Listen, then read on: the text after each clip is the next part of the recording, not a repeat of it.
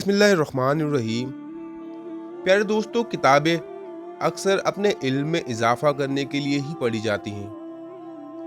पर आज मैं आपको जिस किताब के बारे में बताने जा रहा हूँ, ये दुनिया बनने के बाद से लेकर आज तक की सबसे खतरनाक किताब है। इसके बारे में ये भी मशहूर है कि इस किताब को जिन्होंने ही लिखा था। शम्सुल मारिफ अब तक इंसानों की तरफ से लिखी गई सबसे शैतानी किताब है, जो कि जादुई अमलियात पर मुश्तमिल है। और ये एक ऐसी पुरअसरार किताब है जो कि अपने पढ़ने वाले शख्स को पागल या दीवाना बना देती है। इसके लिखने वाले शख्स का किसी को भी नहीं पता। आमतौर पर यही माना जाता है कि 5वीं सदी के अंदर शेख अबुल नासिर अल सिराजुल, जिसे हमजा अल फसानी भी कहा जाता है, इसे इसने ही लिखा था।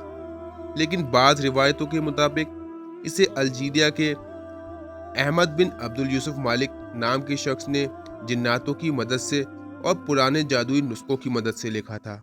ये शैतानी अमलियात पर लिखी गई एक ऐसी पुरअसरार किताब है जिसके बारे में ऐसे बुरे दावे मौजूद हैं जिसे सुनकर इंसान के रोंगटे खड़े हो जाते हैं। मिसाल के तौर पर शैतानी जिन्नात ने इस किताब के लिखने वाले के जिस्म में दाखिल होकर खुद इसे लिखवाया था, ताकि इंसानों को जिन्नातों की तरफ अट्रैक्ट यानी माइल करके इनके हर बिगड़े कामों को अल्लाह से छोड़कर शैतानी जिन्नात से करवाने की उम्मीद देकर इन्हें गुमराह करें, जिससे ना सिर्फ खुद इंसानों के हाथों इंसानों की तौहीन होगी, बल्कि अल्लाह ताला के साथ शिर्क करवाकर ये इंसानों को दायरे इस्लाम से भी खारिज कर देंगे। क्योंकि अल्लाह ताला का जादू के मुतालिक वाज़ेह तौर पर हुक्म है कि इसे करने वाला या फिर करवाने वाला दोनों इस्लाम से खारिज होकर काफिर हो जाते हैं। इसलिए जादू और अमलियात के अंदर इंसान अल्लाह को छोड़कर जिन्नात से मदद मांगते हैं और इनसे अपने काम करवाते हैं, जो कि कुफ्र है। अब जाहिर है कि शैतान और इसके काफिर जिन्नात इंसानों से ये काम बिना वजह और बिना किसी फायदे के तो नहीं करते, बल्कि इनके पीछे इनका मकसद ये होता है कि जिस वक्त कोई शख्स जादू कराता है तो ये जिन्नात इसके काम के बदले इससे ऐसी ऐसी नागवार शर्तें रखवाते हैं जिन्हें सुनकर आपके होश उड़ जाएंगे। मिसाल के तौर पर पेशाब से कुरान पाक को लिखवाना, कुरान पाक को उल्टा लिखना और अल्लाह और उसके पैगंबरों की तौहीन करना, जिंदगी में दोबारा कभी ना नहाना और ना ही गुस्ल करना, जिना करना या फिर किसी शख्स को कत्ल करना वगैरह वगैरह। क्योंकि शैतान और इसकी औलाद काफिर जिन्नातों को इंसान की नस्ल और इंसानियत से पहले दिन से ही नफरत है और वो उसे जहन्नम के अंदर देखना चाहते हैं। लिहाजा इसी मकसद के लिए खुद इंसानों को ऐसे कामों की दावतें देते हैं और गुनाह करने की वजह और उसकी बात इनके जहन के अंदर डालते हैं ताकि इनको इस काम के लिए उकसा सकें। लेकिन शम्सुल मारिफ किताब का मसला थोड़ा अलग है, क्योंकि ये किताब इब्रानी ज़बान में है। इसका मतलब इसे लिखने वाला जो भी था वो मुसलमान था। इस जादू और अमलियात को पढ़कर काफिर हो गया और ये इसके पास इजराइल यानी यहूदी कौम के हज़रत सुलेमान अलैहिस्सलाम के दौर के कुछ जादू के नुस्खे थे, जिन्हें मिलाकर इसने इसे किताब की शक्ल दी। क्योंकि हम सभी लोग जानते हैं कि यहूदी कौम हज़रत सुलेमान अलैहिस्सलाम के दौर के अंदर जादू के इल्म को इल्म की तरह वाज़ेह तौर पर सीखा करते थे। अल्लाह ताला ने तौरात के अंदर मना फरमाया था, मगर हारूत और मारूत जो दो फरिश्ते थे, इन्हें आजमाने के लिए इंसानी शक्ल के अंदर ज़मीन पर भेजा गया कि वो जादू के मामले में इस कौम की आजमाइश करें। लेकिन पूरी की पूरी कौम सिर्फ चंद लोगों को छोड़कर इस जादू के पीछे चल पड़ी, जादू को सीखने लगी। उस टाइम के अंदर बनी इसराइल के अंदर ये जादू का इल्म काफ़ी उरूज पर था। शम्सुल मारूफ को लिखने वाला इन जिन्नाती अमलियात के अंदर इतना ज़्यादा गहराई के अंदर चला गया था कि शैतानी जिन्नातों ने इसके जिस्म के अंदर दाखिल होकर ये किताब लिखवाई और इसकी हिफाजत पर जिन्नातों को मुकर्रर कर दिया। इसलिए अगर कोई भी शख्स इसको पढ़ने की कोशिश करता तो वो या तो पागलपन का शिकार हो जाता या मारा जाता। इस्लामी तालीमात के अंदर क्योंकि जादू करना शिर्क है और इसी वजह से दुनिया के हर मुस्लिम मुल्क के अंदर ये किताब बैन है और साथ साथ दुनिया के हर कोने में इस किताब पर फतवा भी है। इस बात का दूसरा सबूत ये है कि ऑर्थर ने बनी इसराइल कौम के जादू के नुस्खे का इस्तेमाल इस किताब के अंदर किया, वो ये कि इसमें अरबी के बाद सबसे ज़्यादा लफ्ज़ जो इस्तेमाल किया गया वो इब्रानी ज़ुबान के हैं, जो कि यहूदी कौम की मादरी ज़बान थी और इस वक्त भी है। इस किताब के अंदर जगह जगह पर बाबुल इराक के दौर के अंदर की जादुई रस्म रिवाज और जिक्र मौजूद है।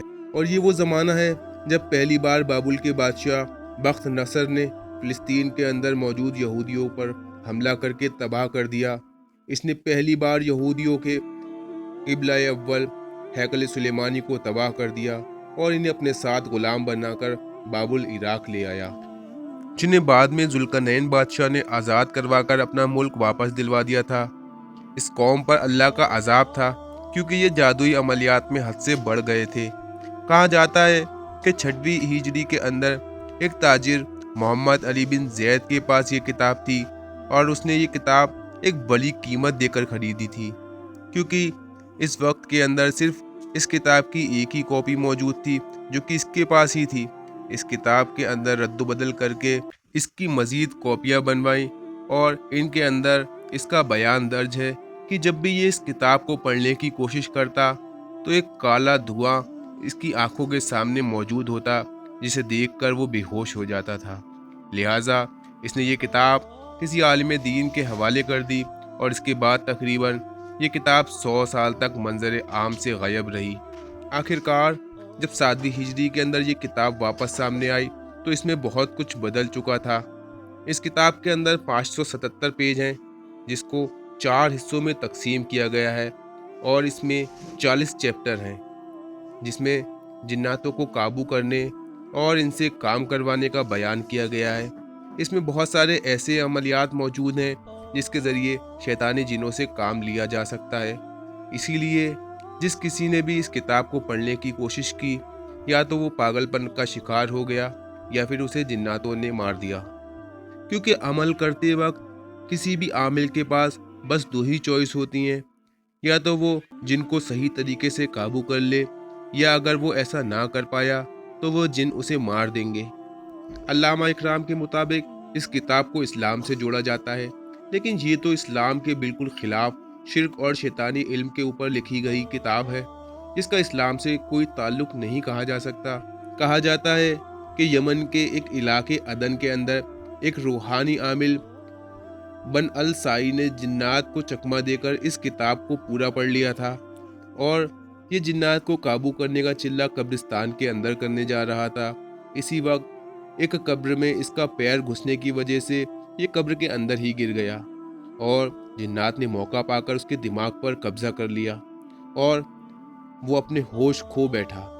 10 साल तक इसी तरह से वो दीवाना बना, इधर उधर घूमता रहा। आखिरकार जब इसे होश आया तो उसने इस काम से तौबा कर ली, मगर इसकी इस कहानी पर कभी किसी ने यकीन ना किया। इस किताब को इस्तेमाल करने में इंसान को या फिर आमिल को ये फ़ायदा नज़र आ रहा होता है कि शैतान इसके तमाम कामों को फ़ौरन ही कर देगा, मगर शैतान की फितरत ही मक्कारी और धोखेबाजी है। असल में वो शख्स यानी कि वो आमिल खुद को ही धोखा दे रहा होता है।